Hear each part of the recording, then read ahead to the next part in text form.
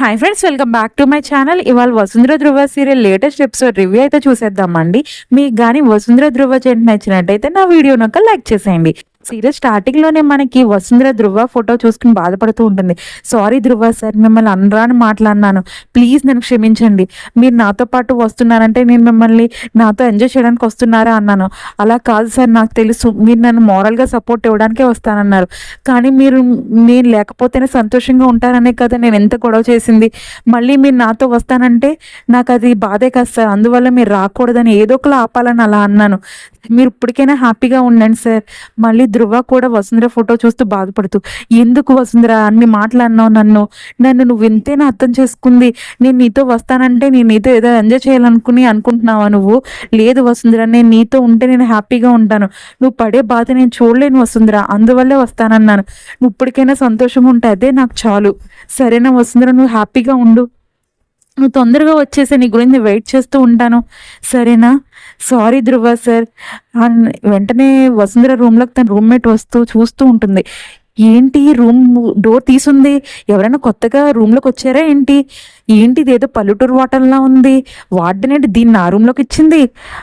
Hi, నేను కొత్తగా మీ రూమ్లోకి వచ్చాను, నా పేరు వసుంధర. ఏంటి వసుంధరానా? నిజంగా ఇది పల్లెటూరుదే ఎవరితో. ఏంటి అయినా వార్డెన్ దీన్ని నాకు ఇచ్చింది? ఏంటి వసుంధరానా? ఏదో పాత చింతకాయ పచ్చడిలా ఉంది దీని పేరు, దీని వాటం కూడా అలాగే ఉంది. ఆ చీరేంటి, ఆ కుంకుమ ఏంటి, మెళ్ళో తాళేంటి? నీ పేరేంటి చెప్పండి అండి? ఏం అనక్కర్లేదులే, నా పేరు నీ పేరులాగేమి పాచింతకి పచ్చడిలా ఉండదు. నా పేరు చాలా స్టైల్గా అంజలి నా పేరు. నేను ఒక సోషల్ మీడియా ఇన్ఫ్లుయెన్స్ అయినా తెలుసా? నాకు లక్షలు లైక్లు వస్తాయి. నువ్వేంటి ఇలా పాతకాలం దానిలా ఉన్నావు? నేనేం అలా ఉండనండి, నేను మామూలుగా ఉందామని వచ్చాను హాస్టల్లో. ఏంటి అలా బ్యాగ్ గోస్ ఎగసర్దేస్తున్నా, అరల నిండా బట్టలు పెట్టేస్తున్నావు?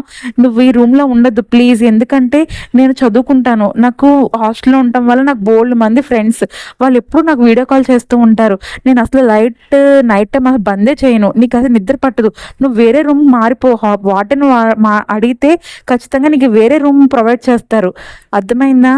లేదు అంజలి, నేను ఇంకో రూమ్కి వెళ్ళలేను. ఎందుకంటే నేను ఎన్నో హాస్టల్స్ తిరిగాను, ఒక్క రూమ్ కూడా నాకు దొరకలేదు.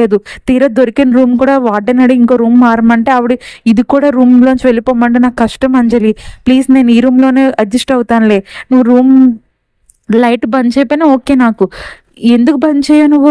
నేను నైట్ టైం చదువుకుంటూ ఉంటాను, నాకు వీడియో క్లాసెస్ కూడా అటెండ్ అవుతూ ఉంటాను, ఆన్లైన్ క్లాసెస్. నీకు అసలు అవ్వదు వసుంధర, ప్లీజ్ ఇంకో రూమ్ చూసుకో నువ్వు. అయ్యో, నువ్వు చదువుకోవడం గురించే కదా లైట్ వేస్తానంటున్నావు, దానికి ఓకే నాకు. కానీ నీకు చదువుకునేలో కూడా నేను హెల్ప్ చేస్తాను, ఓకేనా అంజలి? అవునా, నువ్వు నాకు హెల్ప్ చేస్తావా? ఏం చదువుకున్నావేంటి నువ్వు? నేనా డిగ్రీ చేశాను.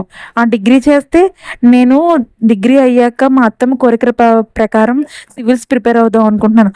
అమ్మో, పెద్ద చదువులు తెల్లాగే ఉన్నావు నువ్వు. నీ హెల్ప్ ఏం అక్కర్లేదు, నాకు నేను చదువుకోగలను, సరేనా? ఉండు, నాకు ఒక కాల్ వస్తుంది అంజలి. అన్నయ్య, ఎలా ఉన్నావు వసుంధర? బాగానే ఉన్నావా? బాగానే ఉన్నాను అన్నయ్య, నేను ఇప్పుడు హాస్టల్లో ఉన్నాను. నాకు తెలిసిన వసుంధర, నేను ఈ హాస్టల్ బయటే ఉన్నాను, ఒకసారి వస్తావా ఇక్కడికి? అన్నయ్య ఎలా ఉన్నారు, బాగున్నారా? ఎందుకు వసుంధర ఇలా హాస్టల్లో ఉంటావు? నీకెవరు లేరనుకుంటున్నావా ఏంటి? నేను ఉన్నాను కదా, మా ఇంటికి వచ్చేద్దు అన్నాడు. లేదన్నయ్య, ఒకవేళ నేను సంతోషంగా మీ ఇంటికి వచ్చానంటే నాకు హ్యాపీయే, కానీ నేను ఇలా బాధపడుతూ మీ ముందు ఉన్నానంటే మీరు మీరు బాధపడతారు, మీరు పని చేసుకోలేరు. అందువల్ల నాకు రావడం ఇష్టం లేదు అన్నయ్య, ప్లీజ్ నన్ను బలవంతం పెట్టద్దు. సరేలే, నువ్వు ఏదైతే అది అనుకో, కానీ ఇప్పుడు మట్టికి మా ఇంటికి వచ్చేసే నువ్వు. అన్నయ్య, నువ్వు ఈ క్షణంలో వెంటనే పెళ్లి చేసుకో, మీ ఇంటికి వస్తాను నేను. అమ్మ వసుంధర, నీకు తెలుసు కదా నాకు కొన్ని కుటుంబ బాధ్యతలు ఉన్నాయని, ఆ బాధ్యతలు అయిపోయిన వెంటనే నేను పెళ్లి చేసుకుంటాను. సరే, నేను పెళ్లి చేసుకున్నాక మీ ఇంటికి వస్తాను, సరేనా? నీ మొండి పట్టుదల నీదే, కానీ నేను చెప్పిన మాట విన్నావు కదా. సరేలే, ఎలా ఉంది రూమ్మేట్స్? అందరూ బాగానే ఉన్నారు? అందరూ బాగానే మాట్లాడుతున్నారా? హాస్టల్లో ఫుడ్ అంతా బాగానే ఉందా? నీకే ఇబ్బంది ఉన్నా నువ్వు నాకు కాల్ చేయాలి వసుంధర, అర్థమైందా? సరే అన్నయ్య, అందరూ బాగానే ఉన్నారు, హాస్టల్ కూడా బాగుంది, ఫుడ్ కూడా బాగానే ఉంది. నాకేం ఇబ్బంది అయితే నీకు కాల్ చేస్తాను కదా. సరే వసుంధర, అయితే నేను ఇంక స్టార్ట్ అవుతాను. సరే అన్నయ్య, బాయ్. దాస్ నాకెంత హ్యాపీగా ఉందో తెలుసా? ఈ వసుంధర ఇంత తొందరగా ఇంట్లోంచి వెళ్ళిపోతుంది అనుకోలేదు. మీరా ఇక్కడితో అయిపోయిందని కాదు, సంతోషపడించాలి గానీ, ఇప్పటి నుంచే మన పాచికలు వెంటనే వేయాలి. ఎందుకంటే, ఆ గోడ మీద కొట్టిన బంతి ఎంత ఫాస్ట్‌గా వస్తుందో, ఆ వసుంధర కూడా అంతే ఫాస్ట్‌గా వెనక్కి రావచ్చు. అందువల్ల ఆ ధృవ గాడిని వెంటనే నువ్వు ఎలాగైనా ఇబ్బంది పెట్టి, బాధ పెట్టి పెళ్లిపీటల మీద కూర్చోబెట్టాలి.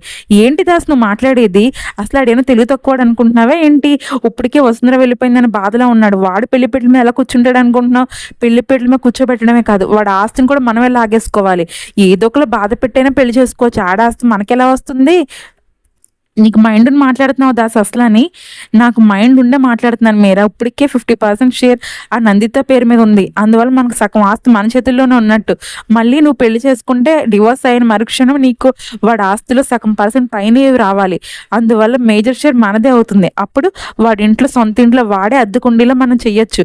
వాడొక సైకో మెంటల్ గాడని మనం వాడికి ఒక ముద్ర వేసేవాళ్ళు వాడి మీద.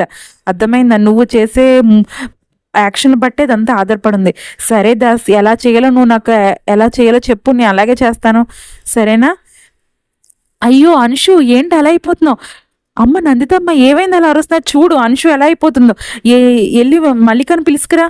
అత్తమ్మ మిమ్మల్ని నందితమ్మ పిలుస్తున్నారు. అంశుకు అసలు బాలేదు. అయ్యో ఏమైంది? అయ్యో పాపకి ఆస్మా అటాక్ అయినట్టుంది. వెంటనే మీరా వెళ్ళి ఇన్హేలర్ పట్టుకురా. అమ్మ అత్తమ్మ ఇదిగోండి ఇన్ని ఇన్హేలర్స్ ఉన్నాయి, కానీ ఒక దాంట్లో కూడా మెడిసిన్ లేదు. ఏంటి మీరా నువ్వేం చూసుకుంటున్నావు పాపని? అసలు ఏం చూసుకోవట్లేదు నువ్వు దీన్ని బట్టి.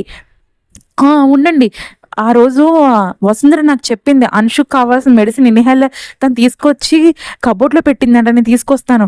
అమ్మయ్య వెళ్ళి నందిత, వెళ్ళి తొందరగా తీసుకురా, నేను పాప దగ్గర ఉంటాను. పాప ఫేస్ ఇప్పటికే బ్లూ కలర్ కింద అయిపోయింది. తొందరగా మనం మెడిసిన్ ఇవ్వకపోతే పాప మనకు దక్కదు. సరే మల్లికని వెళ్ళి తీసుకొస్తానండి. ఇదిగో మల్లిక తీసుకో మెడిసిన్. అమ్మయ్య పాపకు స్పృహ వచ్చింది. ఇప్పుడు ఎలా ఉందమ్మా అంశు? నీకు బాగానే ఉంది. అయినా మీరా దగ్గర ఉంటే పాపను సరిగ్గా చూసుకోలేదు, మనం చూసుకుందా నందిత. తీసుకొచ్చే పాపని. సరే తీసుకెళ్ళిపోదాం పాపని. నడు అంశు మనతో పాటు. సరే నేను వచ్చేస్తాను. దాస్ చూసావా, ఈ రోగిష్ దాన్ని నమ్ముకుంటే మనకు ఆస్తి వస్తుందని ఎంతో ప్లాన్ చేస్తాం, కానీ దీనివల్లే మనం దొరికిపోయేలా ఉన్నాం. అవును మీరా, నాకు అది అర్థమవుతుంది. దీన్ని బెడద మనకు వదిలిపోవాలంటే తొందరగా నువ్వు పెళ్లి చేసుకున్న ఆస్తి నీ చేతిలోకి వచ్చేసేయాలి. అప్పుడు దీని బెడద మనకు ఉండదు. దీన్ని పైలోకలు పంపించేద్దాం. అప్పుడు కానీ మనకి సమస్యలు పోవు. సరే దాస్ అలాగే చేద్దాం. కానీ ఇప్పుడు మనం చాలా లాస్ట్ స్టేజ్లో ఉన్నాం. మనం అనుకున్న ప్లాన్ సక్సెస్ అవడంలో. ఇప్పుడు మటుకు నువ్వు ఎలాంటి బ్యాక్ స్టెప్ వేయకు. మీరు అర్థమైందా? నేను ఎలా చెప్పాను నువ్వు అలా చేస్తే సరిపోతుంది. సొంత ప్లాన్లు ఏం చెయ్యొద్దు.